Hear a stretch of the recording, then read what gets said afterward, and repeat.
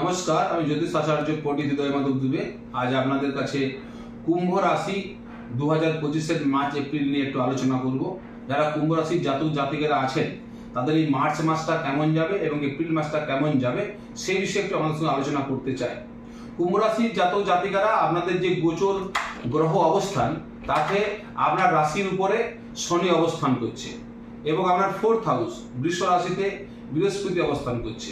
আপনার 2nd house আপনার রাহু অবস্থান করছে মীন রাশিতে এবং আপনার ভাগ্যস্থান যারা আছেন আপনার অষ্টম স্থানে কেতু অবস্থান করছে কন্যা রাশিতে। অষ্টম স্থানে কেতু অবস্থান করছে, অর্থাৎ এই চারটা প্ল্যানেটকে গোচরে আমরা বেশি গুরুত্ব দিই। প্রথম হচ্ছে শনি, দ্বিতীয় বৃহস্পতি, তৃতীয় রাহু, চতুর্থ কেতু। এই চারটা গ্রহের যে অবস্থান তাতে শনি আপনি 7.5 গ্রস্ত, 7.5 সেকেন্ড চরণ আপনার চলছে। এই 7.5 যে সেকেন্ড চরণ আপনার চলছে এটা 29শে মার্চের পর আপনার শনি 2nd হাউসে চলে যাবে, অর্থাৎ 3rd চরণে আপনি পা দিবেন। অর্থাৎ কুম্ভ রাশির জাতক জাতিকারা যারা আছেন, যারা হেলথের দিক দিয়ে চিন্তা ভাবনা করবেন, হেলথ কিন্তু একদম ভালো যাবে না।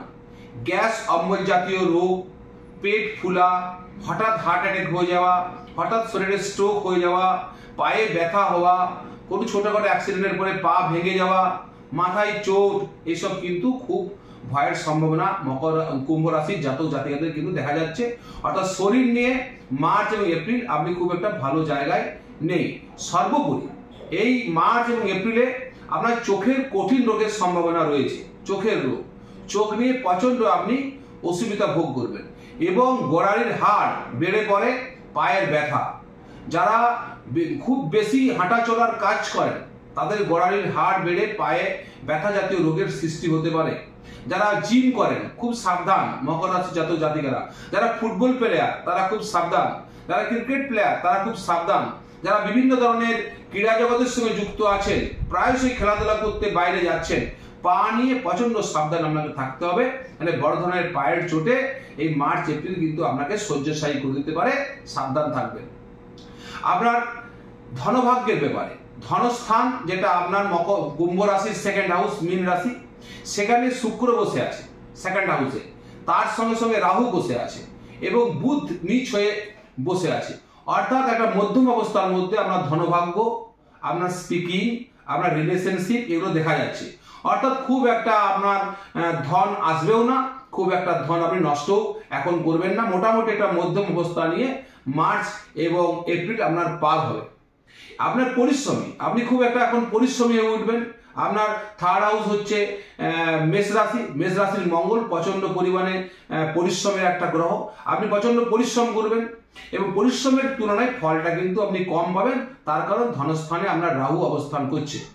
এই রাহু কিন্তু আবার আপনার রাশিতে আসবে, সেটা 18ই মের পর। 18ই মে পর্যন্ত কিন্তু ধনভাগ্য বিষয়ে একটু চিন্তার আপনার রয়েছে। কিন্তু 4র্থ স্থানে বৃহস্পতি গোচরে অবস্থান করার জন্য পারিবারিক সুখ শান্তি বজায় থাকবে, মানসিক সুখ শান্তি বজায় থাকবে। জমি ক্রয় বিক্রয়ের ক্ষেত্রে আপনি সফলতা পাবেন, নতুন বাড়ি ক্রয় বিক্রয়ের ক্ষেত্রে আপনি সফলতা পাবেন এবং যে সম্পত্তি প্রাপ্তির জন্য আপনি দীর্ঘদিন ধরে চেষ্টা করছিলেন, যে বাড়ি ক্রয় করার জন্য দীর্ঘদিন ধরে চেষ্টা করছিলেন, আটকে ছিল, কুম্ভ রাশির জাতক জাতিকারা অবশ্যই 18 মের মধ্যে সেই সফলতা পাবেন। অর্থাৎ মার্চ এপ্রিলের মধ্যে এই ধরনের সফলতা আপনাদের কিন্তু দেখা যাচ্ছে। কিন্তু কয়েকটা বিষয় আপনাকে সাবধানে থাকতে হবে। কিছু গুপ্ত শত্রু অষ্টমে, অর্থাৎ কুম্ভ রাশির অষ্টম স্থানে কন্যাতে কেতু অবস্থান করছে। কেতুর মধ্যে একটা গোপনীয়তা, গোপনে আঘাত করা, এই ধরনের একটা প্রবণতা থাকে। অর্থাৎ গোপন শত্রু, গোপন রোগ, গোপন সম্পর্ক যেগুলো আপনি খুব সুন্দরভাবে গোপন করে চলছিলেন, সমাজ জানতে পারছিল না, এই ধরনের গোপন সম্পর্ক হঠাৎ হঠাৎ সমাজের সামনে চলে আসবে।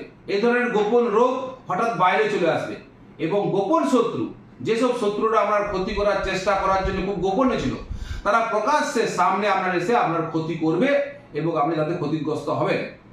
এবং সর্বোপরি এই যে আপনার কেতুর অষ্টম স্থানে অবস্থানটা আপনাকে আইনগত ঝামেলায় জড়িয়ে ফেলে দেবে। অর্থাৎ আপনাকে একাধিকবার কেস কাছারি মামলা মোকদ্দমা নিয়ে আপনাকে কোর্ট চত্বরে যাতায়াত করতে হবে। সঙ্গে সঙ্গে কুম্ভ রাশির দ্বাদশ স্থানে শনি অবস্থান করছে 29শে মার্চ পর্যন্ত শনি কুম্ভ রাশির উপরে যে অবস্থান করছে, এই কুম্ভ রাশির জাতক জাতিকারা এই 29 মার্চের মধ্যে একবার দুবার হাসপাতালেও আপনাকে ভর্তি হতে পারে।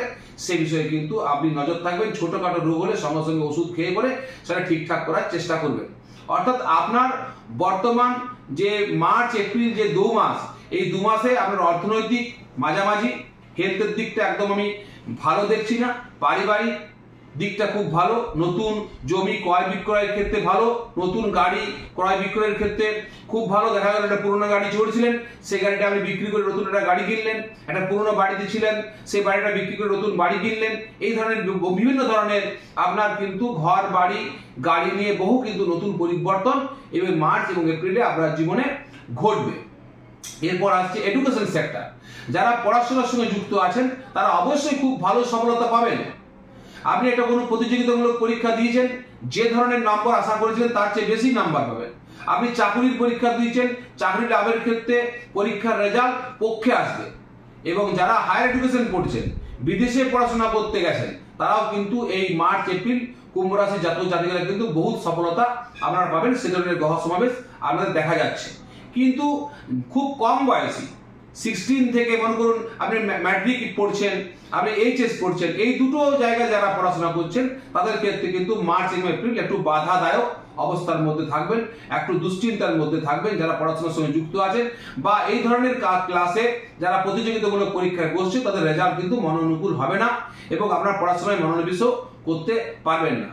যারা বিদেশে থাকেন, কুম্ভ রাশি জাতক জাতিকারা ভারতীয়রা, বিদেশে কিন্তু অনেক কিছু বিপদ আপদের সম্মুখীন আপনাদেরকে এই সময়ের মধ্যে হতে হবে।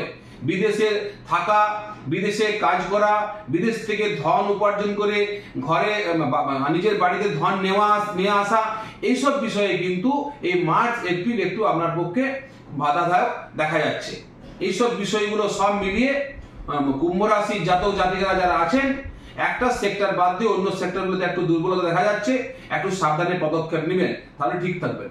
আপনারা একটা সাতমুখী রুদ্রাক্ষ ধারণ করতে পারেন, তার সঙ্গে সঙ্গে আপনারা শনির গ্রহমন্ত্র জপ করতে পারেন। দেখুন বাধা বিপত্তির সামনে পড়ছেন।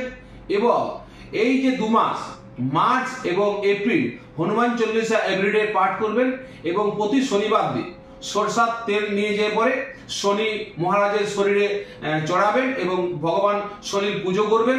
এইগুলো যদি আপনারা এই 2 মাস করতে পারেন, বা আপনার ঘরের সামনে অশ্বত্থ গাছ থাকলে প্রতি শনিবার দিন এবং বৃহস্পতিবার দিন অশ্বত্থ গাছে জলদান করুন, তাহলে যে সমস্যাগুলো আপনার আসার সম্ভাবনা রয়েছে সেই সমস্যাগুলো আসবে আপনার জীবনে, কিন্তু আপনাকে খুব একটা ক্ষতিগ্রস্ত করতে পারবে না।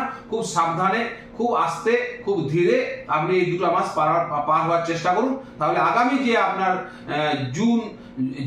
মে এবং জুন আসবে, মে জুন আপনার পক্ষে অনেক বেটার হবে বলে আমি কুম্ভ রাশি জাতক জাতিকাদিকে তাদের জীবন খুব ভালো হোক জানিয়ে আমার ভিডিও শেষ করছি। নমস্কার।